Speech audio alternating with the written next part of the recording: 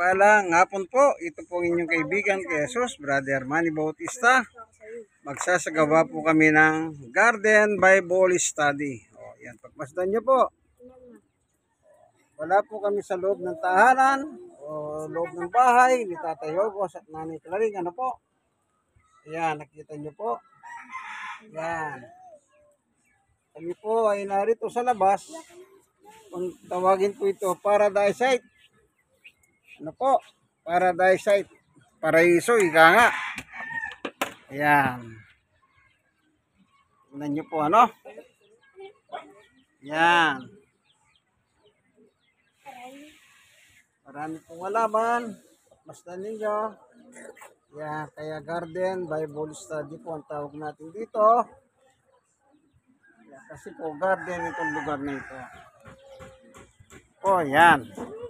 Sa Colosas chapter 1, Tatay Yogos. Mula sa 15, 16, 17, 18. Yon.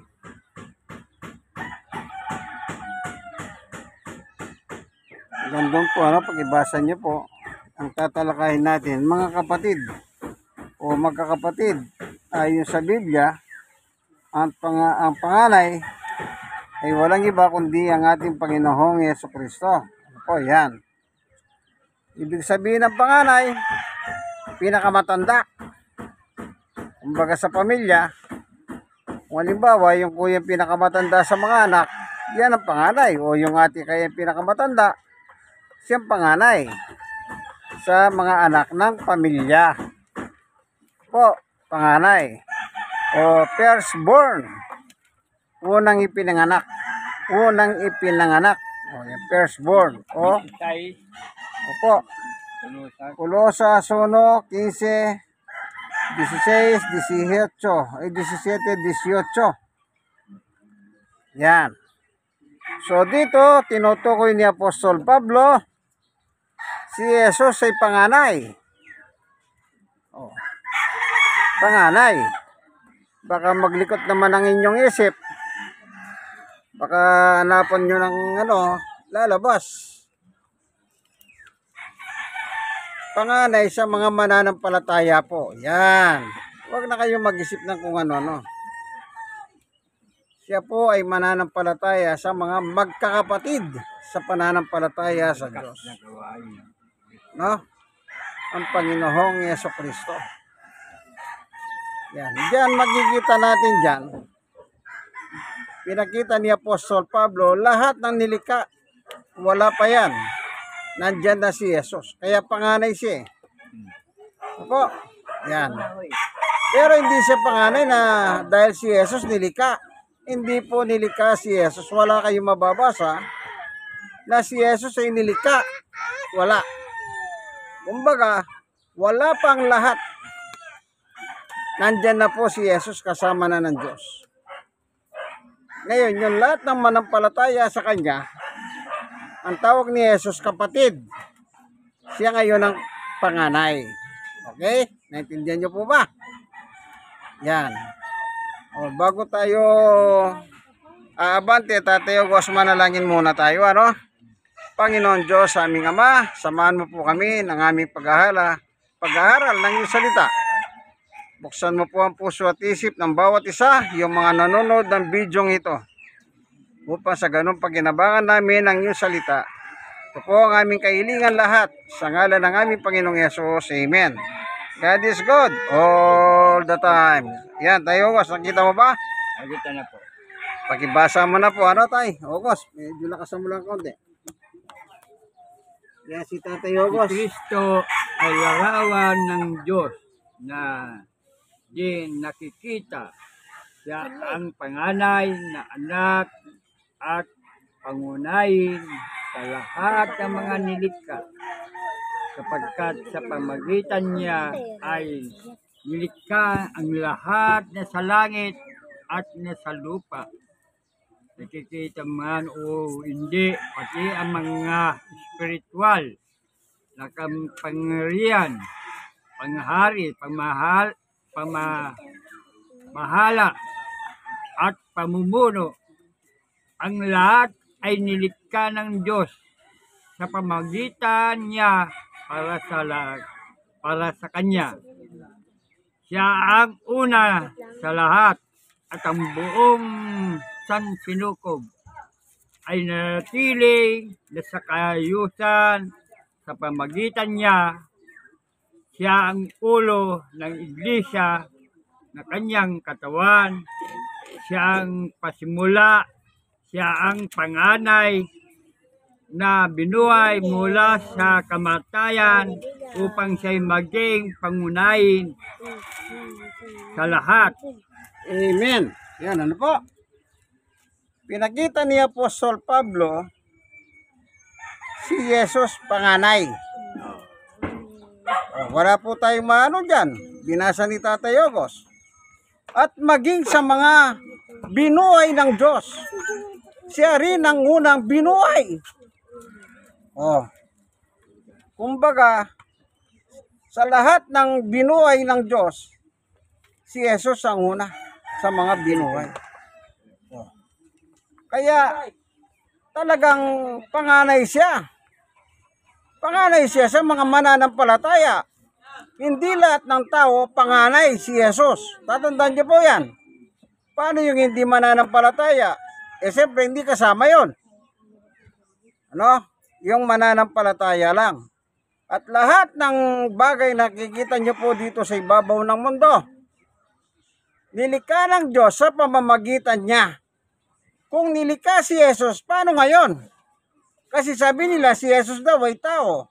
Ang tao nilikha sa labok ng lupa. Pero wala pang Biblia o Bible verse na sinasabing si Jesus ay nilikha sa lupa. Paano ngayon? Ang sabi niya, nilikha ang lahat ng bagay sa pamamagitan niya. Yun dito sa mundo. At saka doon sa kalangitan, mga spiritual being. Kasama na po si Satanas dyan at ang mga hangel.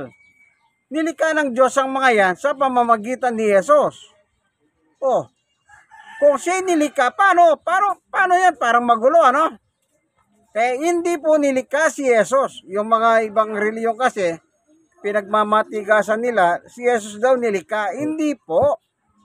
Paano makakalikha ang Diyos kung wala si Jesus? Di magkakamali na yung kasulatan. Di magkakamali na. Pero hindi po mali ang kasulatan. Tama po ang aral. Si Pablo nangangaral at apostol siya ni Jesus. Apostol siya. Tignan po natin kung apostol ba si Jesus, kung tinalaga siya ni Jesus sa Gawa. Chapter 26. Basahin lang natin ang pagtatalaga kay Pablo. Na kung siya ay apostol talaga. Simulan mo, Tatay Ogos. Chapter 26.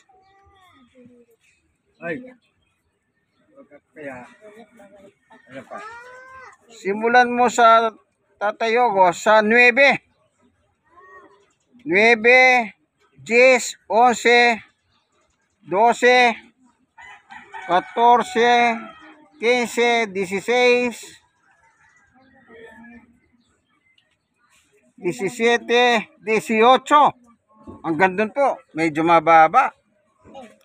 Pero ganun talaga. Nag-aaral naman talaga tayo. Ano? Ito po yung patutuho ni Pablo sa kanyang pagsasalaysay ng kanyang pagtatalaga sa kanya ni Jesus. Samantalang si Jesus ay nasa langit. Inappoint niya si Pablo bilang mangangaral niya. Ano po? Yan. Babasahin ni Tatay Ogos. Chapter 26. Simulan mo, Tatay Ogos, sa verse 9 hanggang 18. Yan. Bali, 9 na verse po ang babasahin nyo dyan. Tatandaan nyo po, ang Panginoong Yesus, anak ng Diyos na buhay, hindi po siya nilalang. Panganay siya. Wala pa yung mga nilikha, nandun na siya. Kasi hindi po malilika yan kung wala ang Panginoong Jesucristo. Kaya sabi ni Pablo, nilikha ang lahat ng bagay sa pamamagitan niya. Kita niyo po. Napakaliwanag, Yan. Babasahin ni Tatay Yogos, ano? Ang Bible verse na kukunin natin ngayon sa Gawa 26, 9 hanggang 18. Batay. Opo.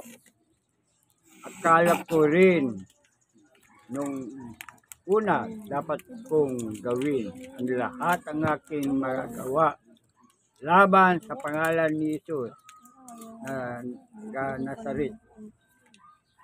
At ganun nga ang ginawa ko sa Jerusalem. Maraming Kristiyano ang aking ipinabilanggo batay sa kapangyarihan binigay sa akin ng mga punong pari at mga Hudyo. Isa rin ako sa mga humatol ng kamatayan sa kanila. Pinarusahan ko sila sa lahat ng mga sinaguga upang pilitin talikuran ang kanilang pananampalataya sa tinding ng puso o kung inuusig ko sila kahit ng mga lungsod na ibang bansa. Yan ang layunin papunta ko sa Damasco. Taglayang kapangyarihan at pahintulot ng mga punong pari ng katanghalian tapat. Habang kami naglalagbay, nakita ko na Haring Agripa ang isang makakasilaw na liwanag mula sa langit. Ito'y maliwanag pa sa araw. Totoo, nakakasilaw ang tinawag na paligid namin nakakasama. Kami lahat ay natumba sa lupa at narinig ko ang isang tinig na nagsabi sa akin, wikang Hebro, Saulo, Saulo, bakit mo akong pinauusig? Sinaktan mo ang iyong sarili sa ginawa mo niyan para sa mong sinisipa matulis na bagay. At tinanong ko, sino po kayo, Panginoon? At kanyang sinabi, ako si Jesus na iyong inuusig. Tumayo ka, magpakita ka, ako sa iyo upang italaga ka bilang aking lingkod at magpatutungkol sa mga nakita mo ngayon at sa mga pinakikita ko pa sa iyo. Ililigtas kita mula sa mga kababayan mong Hudyo at gayon din ang mga Hintil kung saan kita sinugo. Imumulat mo kanila mga mata at ibabalik sila sa kaluwanagan mula sa kadiliman. Ililigtas sila sa kapangyarihan ni Satanas at ibabalik sa Diyos. At sa pamagitan ng panampalataya nila sa akin, sila'y patatawarin kanilang mga kasalanan at bibigyan na lugar ng kasama ng mga taong tinawag na banal na Diyos. Amen. Ayan. Itinalaga siya ni Jesus. Ang Panginoong Jesus nasa langit dyan, ano? Doon sa verse 16. Napakaliwanag, ano? Si Pablo, sa pangalang Saulo, sa pangalan Hebreo, siya po may dalang papel mula sa mga pinunong pari ng mga Hudyo. Ng kanyang layunin, kaya siya naglalakbay upang hanapin ang mananampalataya kay Jesus, upang sila ay parusahan, ipapatay. Po, sige, gusto silang ipapatay. Dahil may hawak na kapangyarihan si Pablo. Ayan. Sa kanyang paglalakbay, diyan po siya tinawag ni Jesus at itinalaga siya. O Tatay Yogos, basahin mo lang yung 16 ha. Yung pagtatalaga kay Pablo. Verse 16 lang po. Yan, pag-ibasa nyo lang po yung verse 16.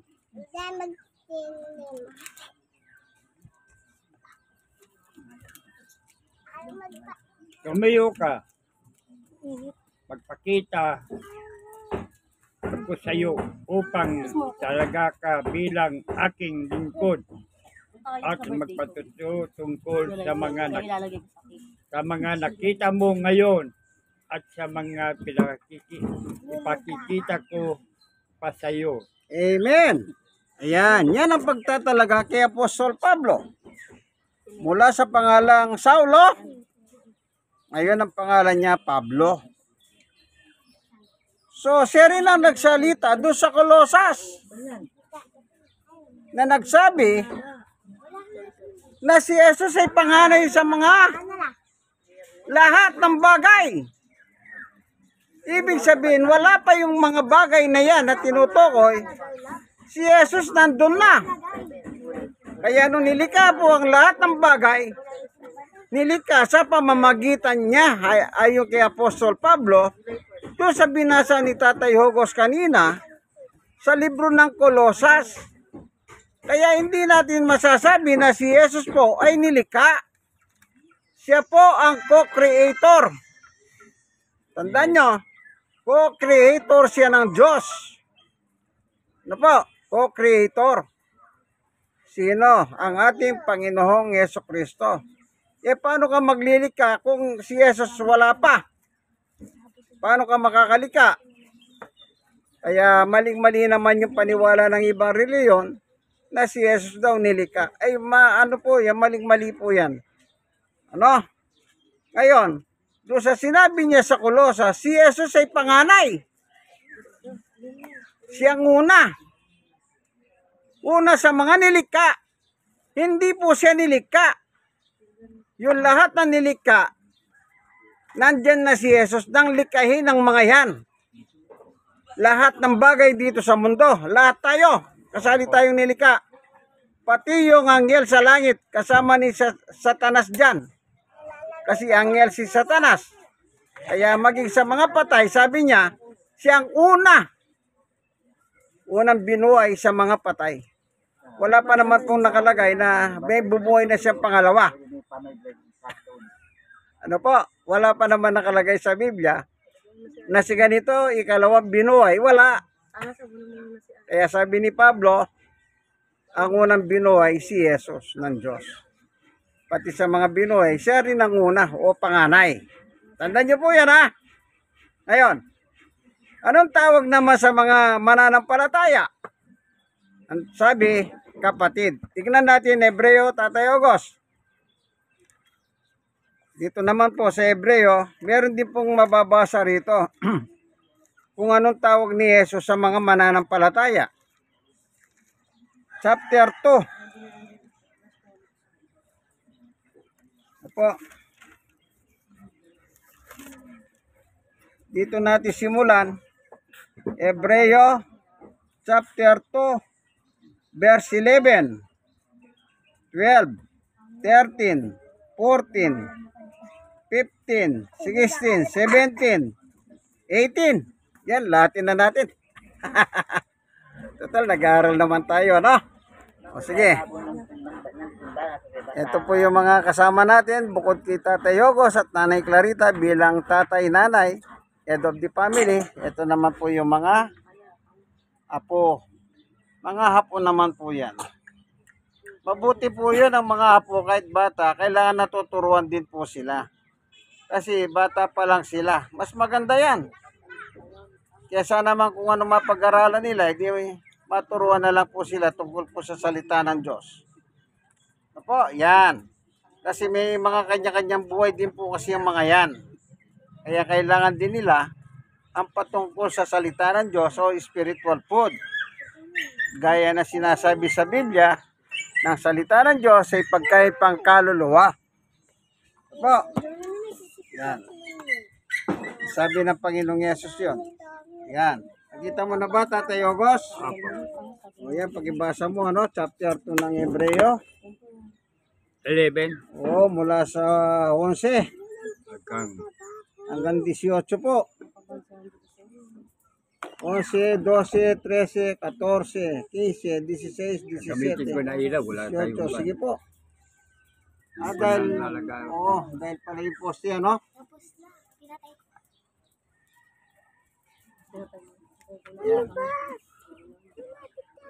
Ay, ito ang mandar. Kanina ang mandar, ha? Mandar tampo, ha?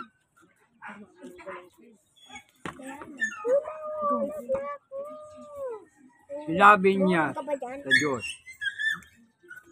ipahayag ko sa akin mga kapatid ang iyong pangalan sa gitna ng kapulungan kay papupurian. Sinabi rin niya, ako'y mananalig sa Diyos. Ang dugtong pa niya. Narito ako at mga anak kaloob sa akin ng Diyos.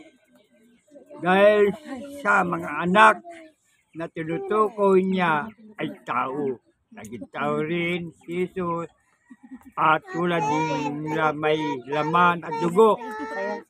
Ginawa niya ito upang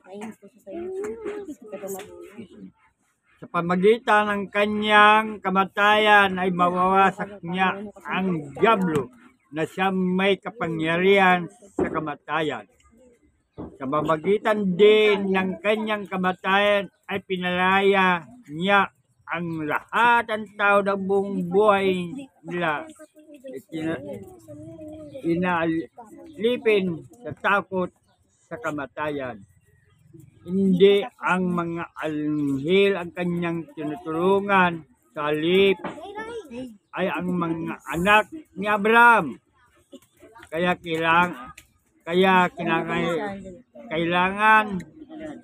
kailangan matulad siya sa kanyang mga kapatid sa lahat ng paraan upang siya'y maging isang pinakapunong pari na mahabagin at tapat ay naglilingkod sa Diyos at nag-aalay na handog para sa mapapatawad ang mga kasalanan ng tao. At ngayon, matulungan niya ang mga tinutukso sapagkat siya'y man ay tinukso at nagdusa. Amen. Yan. Napakaliwanag. Anong sabi ni Jesus? Ipapahayag ko sa aking kapatid ang iyong pangalan. Yan. Ang tinutukoy niya po ang Diyos. Meron siyang tinutukoy na kapatid ko. Kaya panganay po siya, kapatid ko. Yung mananampalataya. O, maliwanag na po, ano? Hindi po nilikha si Jesus. Siya po ay manlilika kasama ng Diyos. Kaya dito pinaliwanag ng Biblia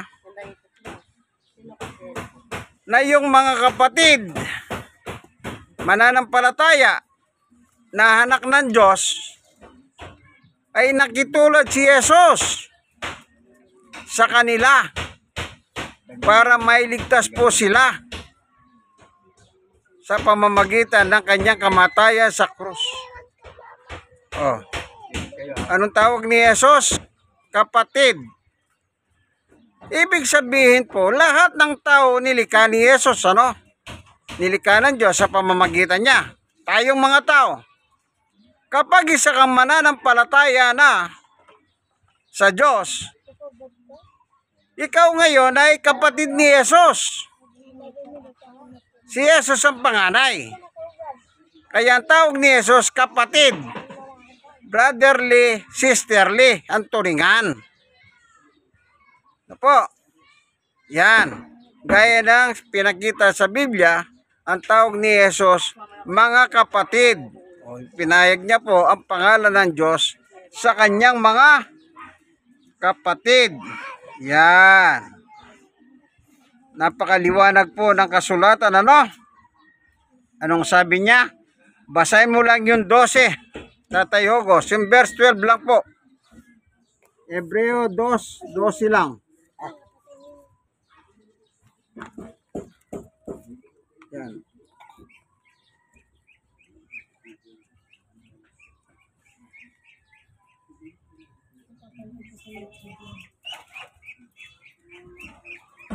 Sinabi ng Diyos, payag ko sa akin mga kapatid yung pangalan sa gitna ng kapulungan kay papupurian. O yan. Sa harap ng kapulungan sa aking mga kapatid. O. Si Jesus po ang panganay sa mga magkakapatid. Ano po? Pero iba si Jesus siyempre. Bugtong na anak siya ng Diyos. Samantalang tayo, ginawa tayo sa lupa at makasalanan tayo. Pero nang matuto tayong sumampalataya, nung naturuan tayo na salita ng Diyos, tayo ay tinuring na kapatid. Doon tayo naging kapatid ni Jesus. Kapag ang isang tao wala pa siyang pananampalataya, hindi pa po siya kapatid ni Jesus. Ano po? Kampo siya ng dyablo. Kampo siya ng dyablo. Kaya sabi ni Jesus kay Pablo kanina, o Tatay August, balikan mo nga yung Gawa 26:18. Yun lang po, ano? Tignan natin yung sinabi ni Jesus kay Pablo. Yung mga taong mananampalataya, kung kanino bago sila manampalataya, kung kanino sila. Yan. Makikita natin dyan sa Gawa 26:18. Yan. Nang italaga niya si Apostol Pablo mula sa Saulo. Yan. Tatay August. Sige po. Pag nakita nyo, basahin nyo po. 18. Opo, sa 18 lang. Imumulat mo sa kanila mga mata. Ibabalik ko sila sa kaluwanagan mula sa kadiliman. Ililigtas sila ang kapangyarihan ni Satanas at ibabalik ko sa Diyos sa pamagitan ng panampalataya nila sa akin. Sila ay patatawarin sa kanilang mga kasalanan at pagbibigyan ng lugar kasama ng mga taong ginawang banal ng Diyos. Amen. Napakaliwanag po, ano? Yung naki Satanas. Yung naki Satanas. Ito po yung taong walang pananampalataya. Kapag sila ay napangaralan ni Apostol Pablo, noon sa panahon nila, sila ay patatawarin sa kanilang kasalanan, sila po yung magiging anak ng Diyos. No? Sila po yung tinatawag na kapatid ni Jesus. Na dating tauhan ni Satanas, pero ngayon, pag nanampalataya sila, ayon sa sulat ng mga apostol sa Biblia, sila'y magiging kapatid na ni Jesus. Amen. Ano po? Kapatid. Hindi po kung ano-ano. Yan ang sinasabi po ng Biblia. Kaya tandaan nyo, si Jesus po ang panganay sa mga magkakapatid. Ngayon, pagdating ng araw, bubuhay ng Diyos yung mananampalataya. Sa mga bubuhayin niya, ang pinakahunang binuhay niya ay walang iba kundi si Jesus. Ano po? Pagdating ng pagbuhay na maguli sa mga patay. Tandaan niyo po yan, ano? Pero sa ngayon, wala pa pong binubuhay na patay. Lahat ng patay nasa libingan. Yung mananampalataya, nandun na po sila sa paraiso. Yung mga hindi mananampalatayang namatay, nandun na po sila sa apoy ng pagdurusa. Oh. Pag dumating na po yung paggagaw o yung rapture, yun. Dadali na po sila sa langit. Kaya magkakapatid po sila. Panganay ang ating Panginoong Yesus, kaya hindi po siya nilika. Tatandaan niyo po, hindi nilika si Jesus, kundi anak siya ng Diyos. O, panguli, Tatay August 1:3:16. Anong sabi ni 1? Basahin po natin, ano? 1:3:16. Wala pong kapatid si Jesus. Mag-isa lang siyang anak ng Diyos. Tayong mga tao, pag sumampalataya tayo, doon lang tayo nagiging anak ng Diyos. Ano po? Iba si Jesus, iba po yung status natin. Estado natin sa buhay. Si Jesus po sa langit at Diyos, magkasama na. Magama sila. Kaya tayo naman mga tao, nilikha mula sa alabok. Si Jesus hindi po nilikha sa lupa o alabok ng lupa. Ano? Yan. Babasahin. Opo.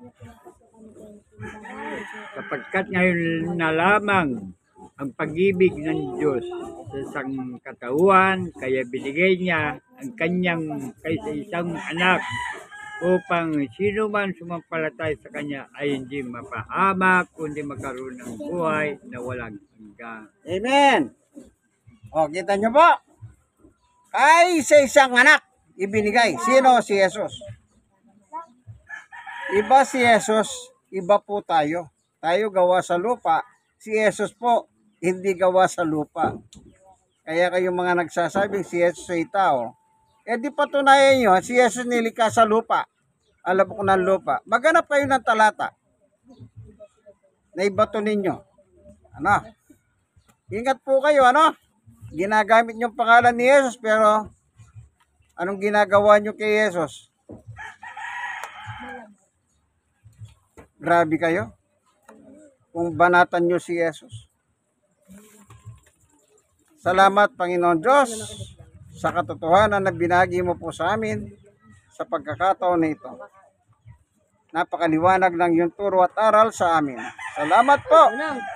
I-bless mo po ang bawat isa ngayon na narito, na nakapakinig ng Garden Bible Study. Ayan, ano po?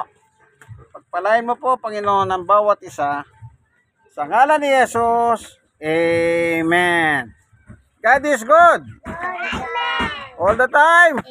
Amen. Ayan. Aba, unti-unti na po sila natututo. Ito pong inyong kaibigan kay Jesus, Brother Manny Bautista. Ang tawag po rito, Garden Bible Study. Dito po sa Paradise Site, Barangay 128, Zone 10, District 1, Tondo, Balot, Tondo, Manila. God bless us all po. Ano? Bye-bye.